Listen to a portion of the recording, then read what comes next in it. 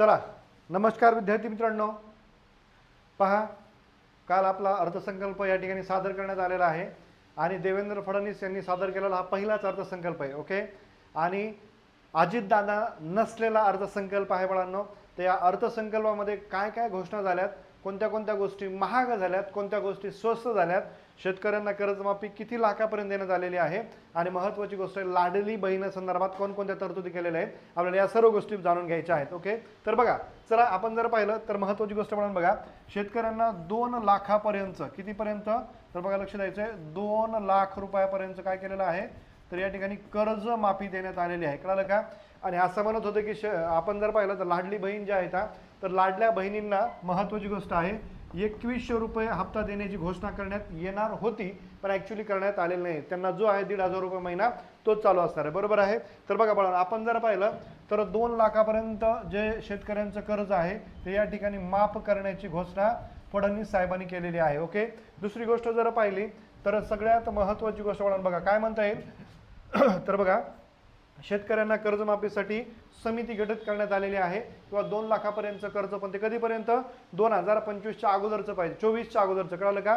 तरच शेतकऱ्यांना ती कर्जमाफी होणार आहे. ओके, दुसरी गोष्ट बघा बाळांनो, पुण्यश्लोक अहिल्यादेवी होळकर ही योजना आखण्यात आलेली आहे. म्हणजे कर्जमाफी करण्यासाठी कोणती योजना आखण्यात आली, कर्ज माफ केलं, पण योजना कोणती आहे, तो पुण्यश्लोक अहिल्यादेवी होळकर योजना या ठिकाणी कर्जमाफी संदर्भात आखण्यात तयार करण्यात आलेली आहे. दुसरी गोष्ट बघा बाळांनो, 30 सप्टेंबर 2025 रोजी पीक कर्ज थकीत असणाऱ्या पात्र शेतकऱ्यांना याचा लाभ घेता येणार आहे. म्हणजे जर आपण पाहिलं 30 सप्टेंबर 2025च्या अगोदरचे, म्हणजे जर पाहिलं 2024च्या अगोदरचे जे शेतकऱ्यांनी कर्ज घेतले त्यांनाच हे माफी होणार आहे. त्याच्यानंतर बघा, जे शेतकरी नियमित कर्ज फेडतात अशा पात्र शेतकऱ्यांना 50,000 रुपयाचं प्रोत्साहन मिळणार आहे. म्हणजे जे शेतकरी कर्ज घेतात, क्रॉप लोन वगैरे असतं, त्या शेतकऱ्यांना महत्त्वाची गोष्ट आहे, आपण जर पाहिली तर 50,000 रुपये काय होणार आहे, प्रोत्साहित कर्जमाफी केली जाणार आहे. दुसरी गोष्ट बघा बाळांनो, 2 लाखापर्यंत स्थगित असलेल्या शेतकऱ्यांना कर्जमाफी या ठिकाणी देण्याची घोषणा देवेंद्र फडणवीस सरकारने केलेली आहे. लक्षात ठेवायचं. बरोबर आहे. याच्यात काय प्रश्न येऊ शकतो, तर कर्जमाफी किती लाखापर्यंत, तर महत्त्वाची गोष्ट 2 लाखापर्यंत.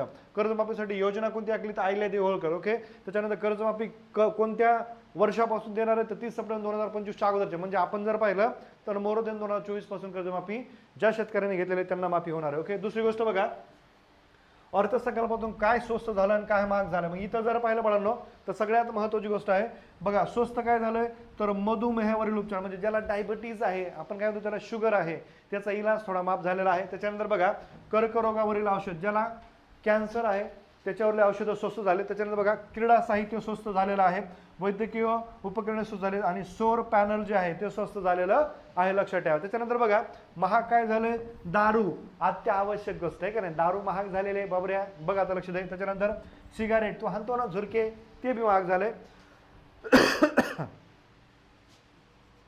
तंबाखूजन्य पदार्थ महाग झाले, म्हणजे बिडी, सिगरेट, त्याच्यानंतर गुटखा. बरोबर आहे. त्याच्यानंतर आणखी ते काय असतं ते मटेरियल, पुन्हा काय असतं आणखी बार, पुन्हा आणखी खर्रा, पुन्हा आणखी गांजा नाही, गांजा तंबाखू देत नसते. बरोबर आहे. नंतर बघा, दुसरी गोष्ट बाळांनो, अर्थसंकल्पाच्या राज्याच्या विकासासाठी मोठ्या घोषणा कोणत्या करण्यात आल्या.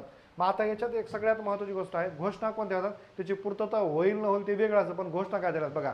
इथं जर पाहिलं तर राज्यातील 3री चित्रनगरी नवरगाव तालुक्यात रामटेक येथे विकसित करण्यात येणार आहे. म्हणजे जर पाहिलं बाळांनो, आपण नागपूर या ठिकाणी, कुठं, तर नागपूर या ठिकाणी, नागपूरमधील रामटेक नावाचा तालुका आहे. कोणता, रामटेक. आणि रामटेकमध्ये जर पाहिलं तर कोणती, नवरगाव नावाचा, जर बाळांनो पाहिलं नवरगाव तालुक्यातील रामटेक या ठिकाणी काय झालेलं आहे, तर चित्रनगरी विकसित होणार आहे. त्याच्यानंतर बघा, दुसरी गोष्ट, साताऱ्यातील कडगुणमध्ये महात्मा फुले यांचा भव्य स्मारक उभारलं जाणार आहे. कुठे, कडगुण. कोणाचं आहे ते, तर महात्मा फुले यांचं गाव आहे. त्याच्यानंतर बघा, अरे बाबा, स्मारक उभारण्यापेक्षा त्यांना भारतरत्न पुरस्कार दे, पूर्णपणे ते त्या पुरस्कारासाठी काय बनवलं त्या ठिकाणी, तर पात्र आहेत. लक्षात ठेवायचं. ओके, दुसरी गोष्ट बघा, रस्त्यावरील वाहतूक कोंडी दूर करण्यासाठी मुंबई पुणे भुयारी मार्ग उभारला जाणार आहे. बरोबर आहे. नंतर अटल सेतू परिसरात 3री मुंबई आणि 4थी मुंबई वाढवण परिसरात उभारली जाणार आहे. आपण जर पाहिलं अटल सेतू म्हणजे वाढवण बंदर जे आहे, इथं मुंबईसारखी नवीन सिटी डेव्हलप करण्याची घोषणा या ठिकाणी अर्थसंकल्पात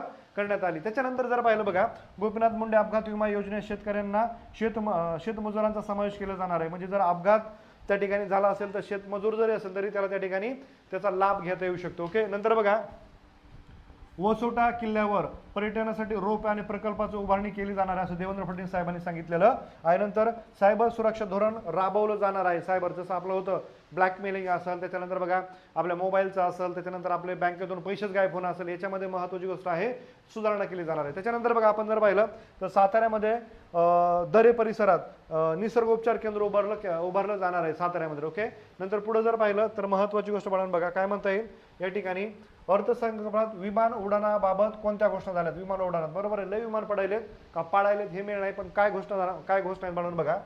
तर पुरंदर पुणे विमानतळासाठी विशेष प्राधिकरण भूसंपादन अंतिम टप्प्यात. गडचिरोली विमानतळासाठी भूसंपादन म्हणजे जर आपण पाहिलं महाराष्ट्रात 2 विमानतळ या ठिकाणी डबल होणार आहेत. कोणते कोणते, तर पुणे पुरंदर या ठिकाणी एक नवीन विमानतळ होणार आहे, त्याच्यानंतर गडचिरोली विमानतळ या ठिकाणी विमानतळ होणार आहे. ओके, भूसंपादन म्हणजे जमीन घ्यायला सुरुवात केलेली आहे. त्याच्यानंतर बाळांनो बघा पुढे जर पाहिलं तर लातूर बारामती अमरावती विमानतळाला रात्रीच्या उड्डाणाची काय होणार आहे तर सुविधा, म्हणजे लातूर असेल, बारामती असेल आणि महत्त्वाची गोष्ट अमरावती या ठिकाणावर रात्रीची विमानं या ठिकाणी उड्डाण केली जाणार आहे, लक्षात ठेवायचं. नंतर बघा बाळांनो आपण जर पाहिलं तर शिर्डी, नाशिक, संभाजीनगर, अमरावती, अकोला, रत्नागिरी, यवतमाळ, कराड या विमानतळ विस्तारीकरण होणार आहे. या विमानतळाचं कळलं का, म्हणजे इथं फ्लाईट्स वगैरे मोठ्या येणार आहेत अशी तरतूद करण्यात आलेली आहे. दुसरी गोष्ट बघा आपण जर पाहिलं अर्थसंकल्पात आरोग्यासाठी कोणत्या घोषणा करण्यात आल्या. आरोग्यासाठी बघा साताऱ्यामधील दरे परिसरात निसर्गोपचार केंद्र उभारलं जाणार आहे, हे लक्षात ठेवायचं आहे. मधुमेह म्हणजे शुगरवर 4 ते 4.5 कोटी रुपयाची योजना या ठिकाणी आखलेली आहे. नंतर आयुष्यमान योजनेत 1356 वरून 2399 रुपयापर्यंत वाढ करण्यात आलेली आहे. आयुष्यमान योजना जी आहे ती आरोग्याशी हे लक्षात ठेवा योजना.